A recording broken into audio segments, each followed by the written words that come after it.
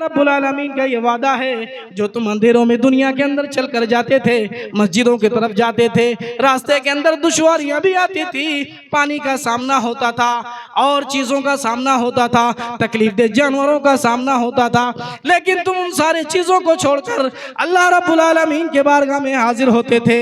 अस्सलातु खैरुम मिनन नौम, हय्या अलस सलाह हय्या अलल फलाह की जब सदा तुम्हारी कानों को आहट होती थी, तुम अपने गरम गरम बिस्तर को छोड़ देते थे और अंधेरों में चलकर अपने मस्जिद की तरफ आते थे।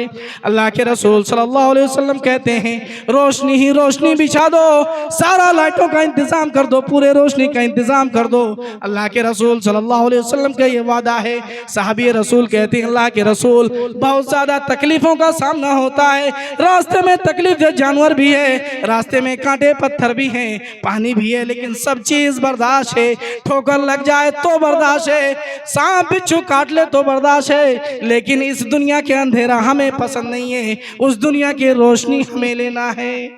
मेरे भाइयों, जरा उस सहाबी रसूल का शौक देखिए, उसका जज्बा देखिए कि अल्लाह के रसूल सल्लल्लाहु अलैहि वसल्लम के सामने आते हैं और कहते हैं, अल्लाह के रसूल घर मस्जिद से बहुत दूर है, रास्ते में पानी है, रास्ते में कुत्ते भी हैं, तकलीफ दे जानवर भी है, बहुत ज्यादा तकलीफों का सामना करना पड़ता है।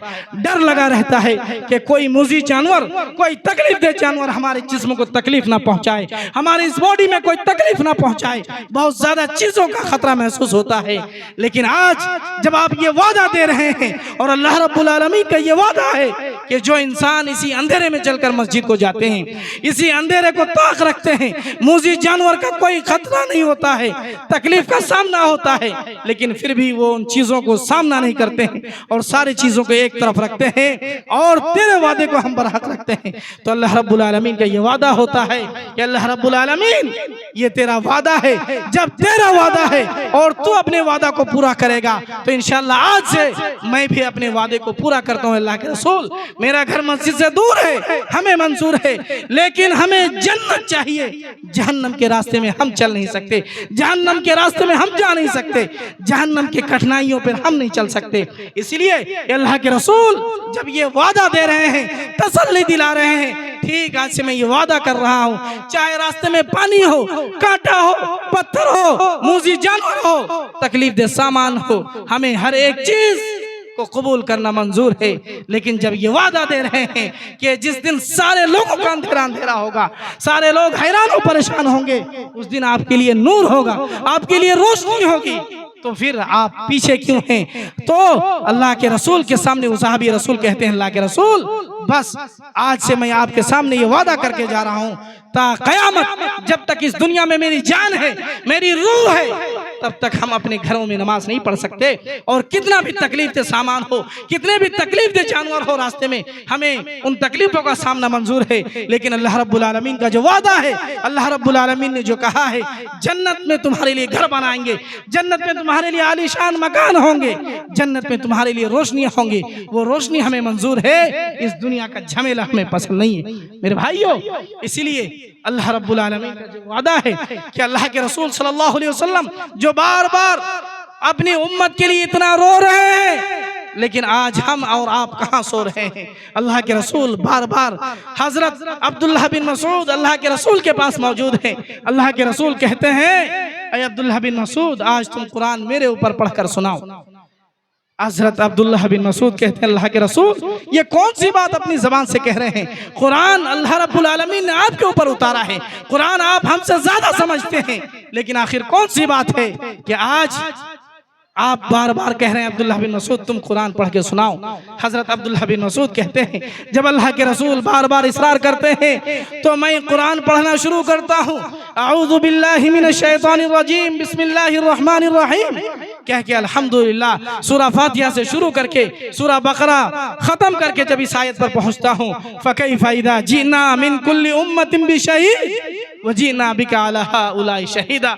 ऐ मेरे उम्मत के लोगों, तुम किस ख्वाबे खरगोश में सो रहे हो, तुम किस ख्वाबे गफलत की नींद ले रहे हो? पूरी उम्मत आज हैरान और परेशान है। आज फलस्तीनियों का क्या हाल हो रहा है? सिर्फ और सिर्फ ये नतीजा था कि उनका भी ताल्लुक, उनका भी रिश्ता जो अल्लाह रब्बुल आलमीन से मजबूत होना था, वो ताल्लुक उनका भी मजबूत नहीं था।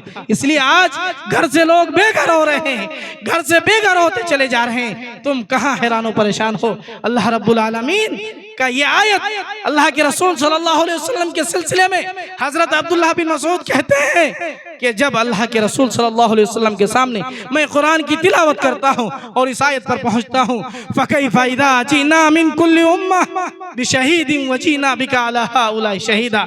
ऐ लोगों, जब सारे उम्मत अपने गवाह अपने एक उम्मत के साथ पूरे अंबिया किराम अलैहिस्सलाम अल्लाह रब्बुल आलमीन के सामने हाजिर होंगे तो मेरे उम्मत का क्या होगा? मेरे उम्मत का क्या होगा?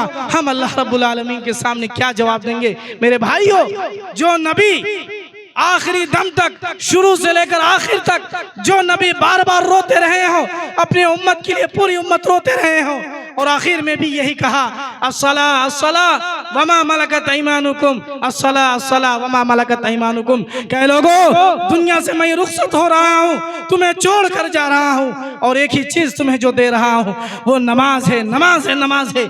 मस्जिद बनाओ तुम बनाओ, मस्जिद में नमाज पढ़ो तुम पढ़ो, मस्जिद को सजाओ तुम सजाओ, मस्जिद को सवारो तुम सवारो। मस्जिद को बनाना तुम्हारा काम है, मस्जिद को सजाना तुम्हारा काम है, मस्जिद में इमाम रखना तुम्हारा काम है, मस्जिद में ढंग का मुअज्जिन रखना तुम्हारा काम है, मस्जिद के अंदर एक अच्छे खतीब का रखना तुम्हारा काम है।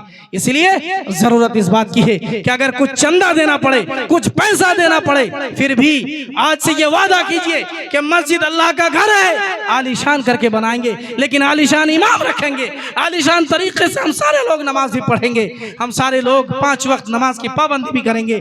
अहद इस बात का होना चाहिए, वरना ये नदी आज पानी से लबालब देख रहे हैं, कल हमारे और आपके घर घुस सकते हैं।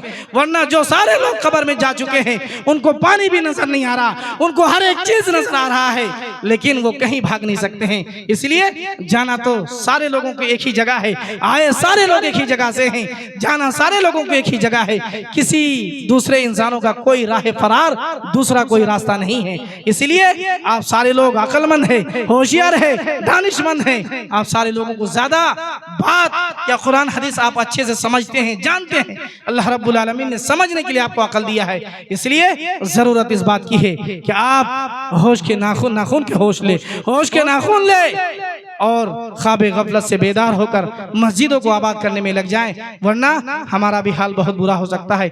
आखिर में अल्लाह रब्बुल आलमीन से दुआ करते हैं और उन सारे लोगों से गुजारिश करते हैं जो लोग इस पंडाल से बाहर घूम रहे हैं, आप सारे लोगों से पुरजोर अपील है कि जलसा आपके लिए लगाया गया है, दीनी जलसा, दीनी महफिल आपके लिए सजाया गया है, ताकि आप उलमा की बात सुने, उलमा की बात से मुस्तफीज हो और अपने दिल को मुनव्वर करे, रोशनी से भर ले और नमाज की पाबंदी शुरू कर दे। अल्लाह रब्बुल आलमीन हम सारे लोगों को कहने और सुनने से ज़्यादा इन बातों पर अमल करने की तौफीक अता फरमाए। वमा तौफीक़ी इल्ला बिल्लाह। वस्सलामु अलैकुम व रहमतुल्लाहि व बरकातुहू।